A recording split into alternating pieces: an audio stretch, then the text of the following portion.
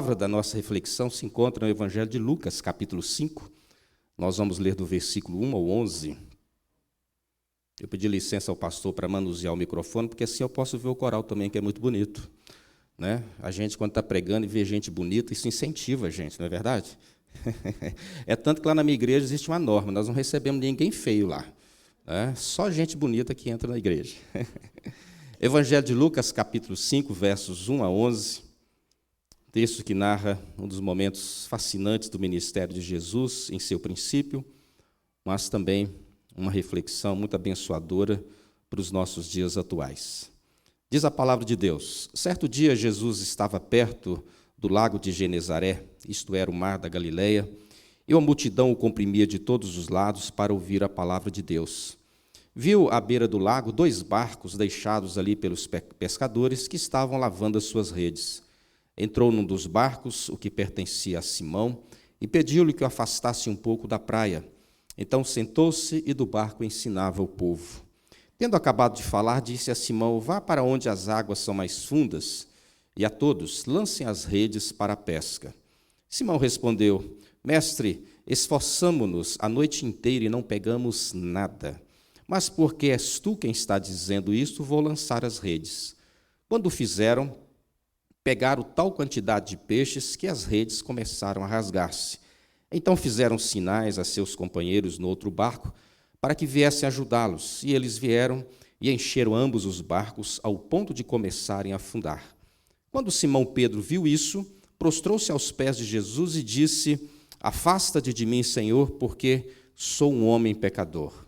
Pois ele e todos os seus companheiros estavam perplexos com a pesca que haviam feito, como também Tiago e João, os filhos de Zebedeu, sócios de Simão. Jesus disse a Simão: não tenha medo, de agora em diante você será pescador de homens. Eles arrastaram seus barcos para a praia, deixaram tudo e o seguiram. Palavra de acordo com o Evangelho de Lucas. Há uma experiência que nos acompanha em toda a nossa trajetória, que é a lida com o tempo. E certamente essa é uma das experiências mais contundentes, mais difíceis de serem enfrentadas.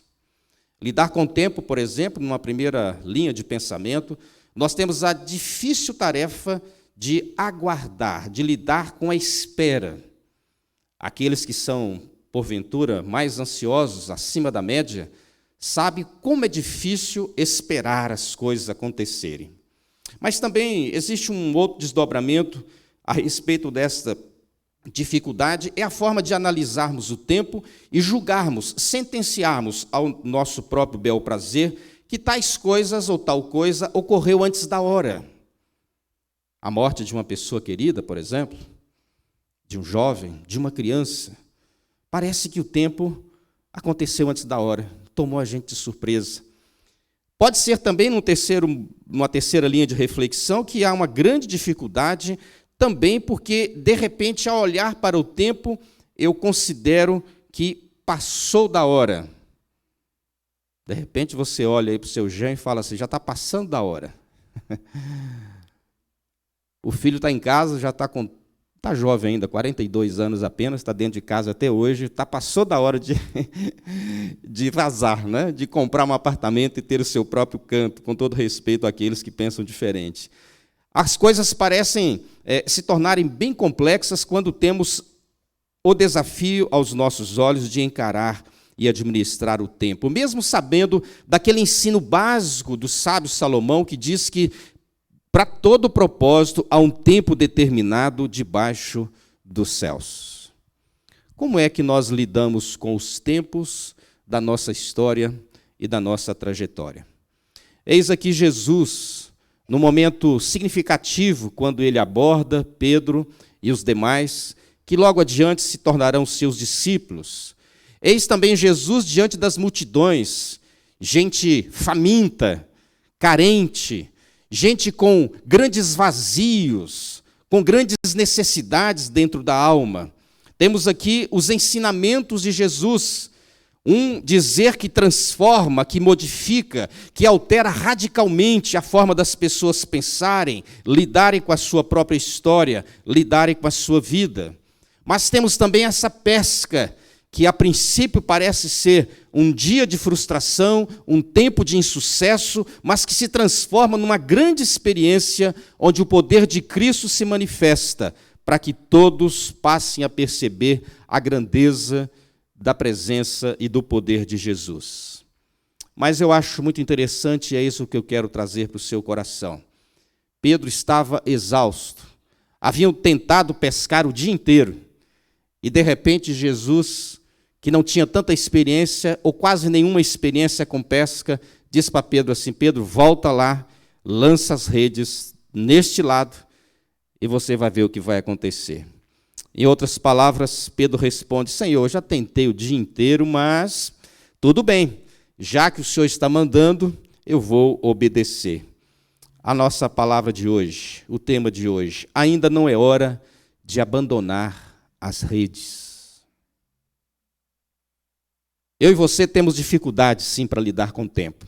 Seja nestes aspectos que eu levantei, seja em outros aspectos ainda mais desafiadores. Mas talvez uma das grandes dificuldades é reconhecermos a hora certa das coisas acontecerem. E certamente este homem, Pedro, e os demais discípulos, que logo se tornam discípulos, estão habituados a lidar com as águas dos mares, especialmente o mar da Galileia, que na verdade era um grande lago, o lago de Genezaré. Mas, apesar de toda a experiência, de todo o currículo e dos anos a fio de trabalho, Jesus disse para eles: não é hora de desistir, não é hora de abandonar as redes. E o meu objetivo nessa noite é que esse tema traga bênção ao seu coração. Primeira lição: ainda não é hora de abandonar as redes, mesmo sabendo que as frustrações fazem parte do viver. Você deve ter lido e prestado atenção comigo. Diz a palavra no verso 5, que Simão Pedro responde para Jesus: Mestre, esforçamo-nos a noite inteira e não pegamos nada. Olha a desproporção. Há um esforço exaustivo, gigantesco, um grande empreendimento, e o resultado é absolutamente nada. Não colhemos, exceto uma realidade minguada. Eu diria que aqui está a vida e suas faces mais antipáticas. Aquele tempo em que nós somos desgastados com grande esforço, dedicação e disciplina. Esforços semelhantes ao de Pedro, que geralmente se avizinham muito da exaustão. Trabalhamos a noite inteira, a semana inteira, nos empenhamos, nos dedicamos. E o pior dessa história é que ela diz muito daquilo que acontece com cada um de nós. Ela termina em insucesso e fracasso. De repente, Pedro e os demais são invadidos pelo sentimento de frustração, porque todas as vezes que dedicamos exaustivamente os nossos esforços, empreendemos disciplina, nós esperamos, as nossas expectativas também são grandiosas, queremos alcançar grandes resultados. Mas nessa experiência de frustração, Pedro e os demais são invalidados por esse sentimento terrível. Mestre, nós pescamos a noite inteira e olha só no que deu, absolutamente nada. Aqui nós temos um exemplo, aliás, a Bíblia tem alguns exemplos de como você não deve lidar com a frustração. Um dos exemplos bem notórios e conhecidos é o exemplo de Esaú, aquele que decidiu viver pelo prazer, daí chamar-se Edom ou Edomita.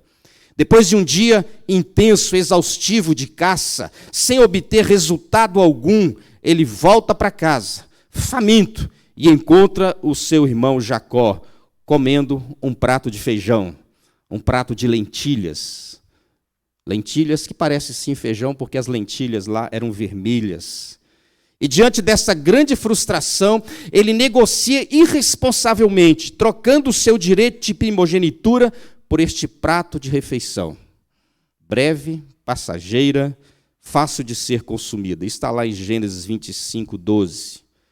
Nessa história nós percebemos que ele está cansado e esmorecido. Aquele tipo de estado emocional que não é recomendável a nenhum de nós, especialmente quando temos que fazer algum negócio ou tomar alguma decisão. Em face da frustração e diante da fome que o dominava, ele não consegue refletir sobre o real valor das coisas. Que diferença há entre lentilhas e uma herança? E diga-se de passagem, quase milionária para aqueles padrões da época. Ele opta pelo imediato. A fome, que é passageira, determina sua decisão e traz sobre ele consequências que hão de perdurar para o resto da vida. Que ele tenha levado 5 minutos para ingerir e degustar e comer aquele prato de lentilhas, mas ele viveu, colocamos aqui apenas matematicamente para ilustrar, mais 100 anos amargando o desgosto da perda do seu direito de primogenitura. Fato é que a vida sofre sim seus golpes próprios, e faz-se necessário olhar para a palavra para que não haja no seu coração, no meu coração, a desistência das redes, a desistência da própria vida, a desistência dos nossos sonhos, a desistência de ver os nossos filhos servindo a Deus. Quantas pessoas já desistiram, pararam no meio do caminho? Não permita no seu coração que as suas frustrações assumam e se incorporem em você com vestimenta de desânimo, com a indumentária do abatimento. Não permita que as frustrações decidam o seu amanhã ou os próximos movimentos que são necessários à sua história. Faça como Jesus fez com Pedro.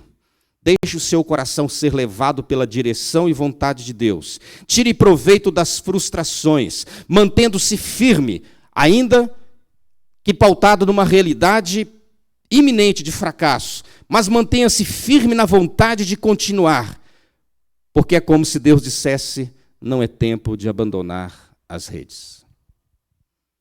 Ainda não é hora de abandonar as redes, mesmo sabendo que as frustrações fazem parte do viver. Segunda coisa, mesmo sabendo que as hesitações estão presentes no viver. O verso 4 diz: Pedro, vá para onde as águas são mais fundas, lance lá as redes para a pesca. Senhor, mestre, esforçamos-nos a noite inteira e não pegamos nada, mas, porque és tu quem está dizendo isto, vou lançar as redes. Pedro, depois de uma noite de insucesso, de total e completo fracasso, ele ouve uma orientação de Jesus que vem exatamente na contramão da sua recente experiência. E o que isso causa? Hesitação. Será? Olha, senhor, sei não, hein? Olha, nós somos bons pescadores. Dedicamos o nosso melhor. Trabalhamos a noite inteira e não pegamos absolutamente nada. O mar hoje não está para peixe, mas vamos lá. Ele acata e se submete à palavra do Senhor Jesus. As orientações detalhadas de Cristo são lúcidas. Mesmo que este Cristo não tenha nenhuma experiência como pescador, mas veja que Jesus traz até um certo requinte na sua direção, exatamente para que você perceba que ainda que o Senhor não tenha a bagagem, a tradição, o currículo, a experiência de pescador, Ele é o Senhor dos mares. Ele é o Senhor dos peixes, assim como Ele é também o Senhor das redes e, finalmente, o Senhor da vida.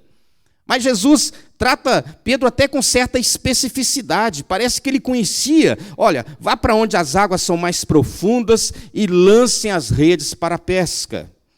O que Jesus entendia de pescaria de peixes, exceto se beneficiar do seu consumo, das delícias que ele provava, talvez fosse essa a única experiência. Jesus tem por objetivo, na verdade, com isto, mudar o foco da vida de Pedro. Todas as vezes que Deus percebe na sua alma, no meu ser, algum estilo, algum comportamento, um passo rumo ao desânimo, ao abatimento, à desistência, Ele faz questão de alterar a forma de você enxergar as coisas. Ele quer mudar o foco da vida de Pedro. Pedro olhou para as redes que já estavam sendo lavadas, e essas redes representavam na sua alma sinais do mais terrível fracasso. Mas agora, Jesus orienta Pedro a tomar estas mesmas redes e usá-las dentro de uma outra visão, usá-las debaixo da autoridade daquele que é Senhor de todas as coisas. Lança as redes, Pedro, nos lugares mais profundos. As redes agora não estão mais debaixo do seu poder, mas do poder de Jesus. Sabe o que é muito frequente na nossa trajetória, especialmente quando fracassamos, é que nós achamos que temos o controle de todas as coisas e nós não controlamos absolutamente nada. Jesus está dizendo para Pedro assim: Pedro, você ficou a noite inteira, não foi? Jogou para lá, jogou para cá, tirou, colocou, fez isso, fez aquilo, mas eu quero dizer para você o seguinte: eu sei muito mais do que você, porque você só tem o controle sobre as redes, mas eu tenho o controle sobre as redes, sobre os peixes, sobre os mares e sobre a sua vida. Louvado seja o Senhor por isso. O mesmo mar, o mesmo barco, a mesma rede, o mesmo Pedro fracassado, mas agora tem um Senhor na história. O que significa dizer que o que eu e Pedro fazemos em termos de hesitação, um profissional com habilidades, longos anos dedicados, estamos muito mais fundamentados no nosso conhecimento, na nossa experiência, na nossa forma de ver as coisas. Os resultados são quase que matemáticos, porque achamos que lograremos bom êxito, que seremos bem-sucedidos, porque somos bons, porque somos efetivos, porque somos dedicados, porque o que fazemos é lícito. Mas se o Senhor não edificar a casa, em vão trabalha cada um de nós, em vão será todo o nosso esforço. Pedro, eu sou o Senhor da história. Pedro e nós somos orientados a superar mais uma vez todo tipo de hesitação. E o desafio que Jesus propõe para Pedro é: vamos fazer novamente, vamos tentar de novo o que já fizemos tantas vezes, a noite inteira, mas agora sob a direção, a autoridade e o poder daquele que é Senhor dos mares, dos peixes, das redes e das nossas vidas. Não é tempo, ainda não é hora de abandonar as redes, mesmo sabendo que as frustrações fazem parte do viver, mesmo sabendo que as hesitações estão presentes no viver. E a última lição, especialmente para saber que a fé é essencial para o viver. Pedro teve o seu momento de frustração, Pedro titubeou, tateou entre lançar ou não as redes, chegou a argumentar com Jesus, mas vamos dizer, a bem da verdade, que apesar de ser ainda de forma embrionária, minúscula, Pedro teve fé, porque ele diz assim: debaixo da tua palavra eu vou lançar as redes. Eu acho isso fantástico. Ele diz aqui no verso 5, porque és tu quem está dizendo isso, eu vou lançar as redes. Porque és tu quem está dizendo. Não sou eu, não é Tiago, não é João, não é André, nenhum de nós. A fé, ela pode começar assim, tímida, pequena, talvez ainda hesitante, só não pode deixar de ser em Jesus. Porque tu estás dizendo. Eu estou debaixo daquilo que o Senhor diz. Portanto, a submissão, a fé de Pedro, ela identifica num primeiro momento a pessoa de Jesus. Pedro não pensa nas redes, Pedro não pensa nas águas, Pedro não pensa nos peixes. Ele pensa apenas naquele que lhe disse: lance as redes. Tudo começa assim. Aliás, é assim que está fundamentada a nossa fé. Pedro, de fato, não acreditava que seria possível arrancar um peixe a mais daquele lago. Mas ele começa a crer em Jesus, muito antes de crer nos peixes, nas águas e nas redes. Em Jesus, há possibilidade, sim, de que algum peixe seja encontrado. A fé pode, assim, inicialmente parecer pequena, mas ela cresce, especialmente porque Jesus vai se tornando ainda mais Senhor, sempre espalhando a sua autoridade no coração daquele que crê, a ponto do próprio Cristo poder agir, mesmo quando você não tem fé. A fé verdadeira coloca Jesus em seu devido lugar. É o Senhor quem está dizendo: o Senhor está acima de todas as coisas. Eu creio que debaixo da tua palavra alguma coisa diferente pode acontecer nesta vida inspirada, orientada, ditada pelo fracasso. A orientação pode ser incompatível com a realidade, mas é compatível com aquele que autoriza. Veja, eu posso estar enfrentando a mais terrível das realidades. E eu entendo que a realidade, ela parece completamente incompatível com aquilo que Deus ensina e fala na sua palavra. Mas Pedro entende que a palavra de Deus, que aquilo que Jesus diz, é compatível com a sua pessoa. Vindo dele, tudo é possível. Portanto, nós não andamos pelas vistas. Nós não andamos apenas com aquilo que nós enxergamos. Precisamos muitas vezes passar por aquilo que passou Geazi, quando Eliseu pede a Deus para arrancar dos seus olhos a sua cegueira e mostrar aos seus olhos o grande exército de Deus que estava ali pelejando por eles. E o interessante daquela história de Geazi é que Deus nem fez uso daquele exército, nem contra os seus inimigos. Usou o exército apenas para banir, espantar a falta de fé, a incredulidade do coração de Geazi. Da parte de Deus, tudo é possível. Pedro encontra em Jesus e em sua palavra uma nova motivação para um novo fazer. Ainda que fosse semelhante aos antigos fazeres, ele reinaugura o seu fazer, porque agora o seu fazer não é mais por si só, não é confiado na sua habilidade, no seu profissionalismo, nos seus recursos, na sua riqueza, na sua destreza. Não, ele faz baseado tão somente na dependência de Cristo. Isso é fé.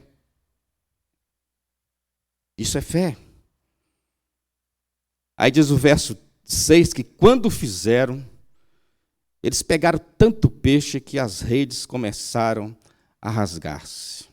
Tudo muda quando se faz na dependência do Senhor. Quando se faz o que o Senhor diz para ser feito, a obediência é cabível em todo lugar, especialmente em experiências onde recentemente fracassamos. Quando nós fazemos inspirado na fidelidade, na obediência a Jesus, não há rede suficiente para suportar os peixes.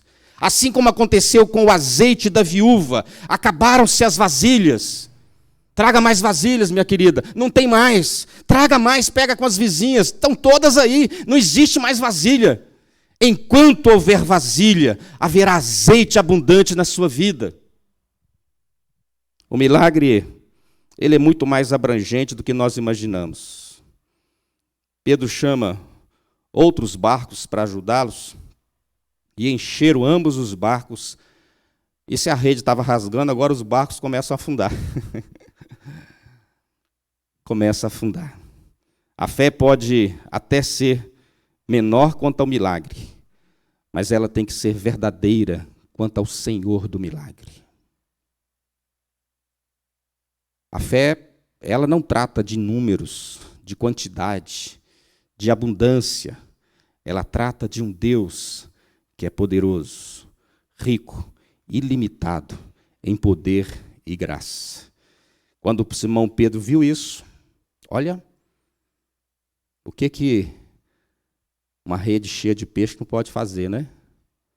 Quando Simão viu isso, ele se prostra aos pés de Jesus e fala para ele: afasta de mim, porque eu sou o pecador.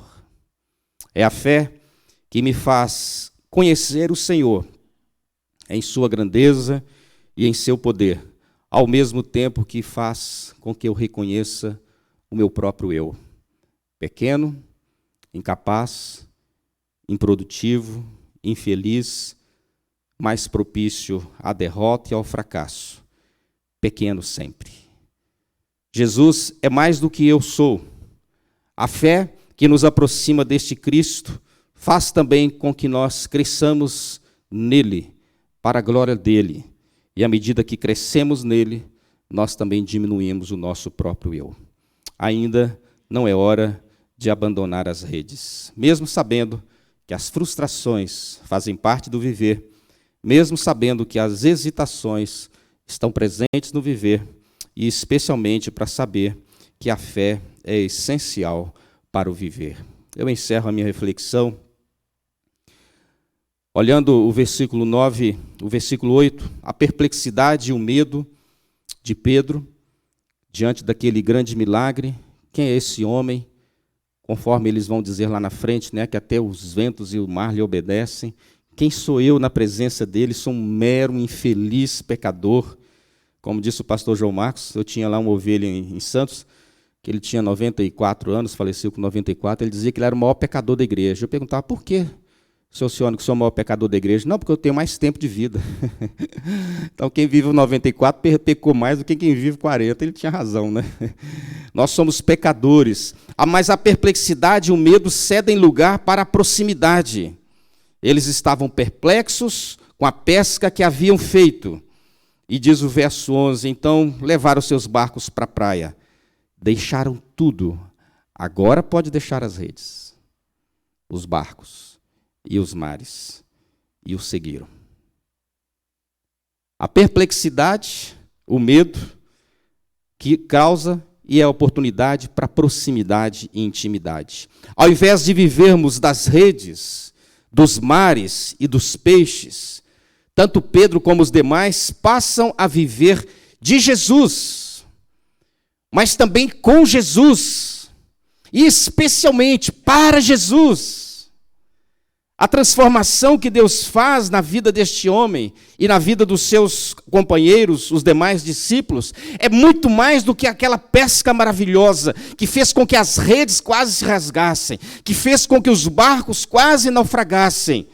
Eles deixam tudo que diz respeito à pescaria para começarem a abraçar tudo que diz respeito a Jesus. Ainda não é hora de você deixar as redes. Que este Deus maravilhoso, que alcançou o coração daqueles discípulos, alcance também o seu coração nesta noite com a sua graça, com o seu poder. Não desista dos seus sonhos. Não desista dos seus objetivos. Não é hora de abandonar as redes. Amém.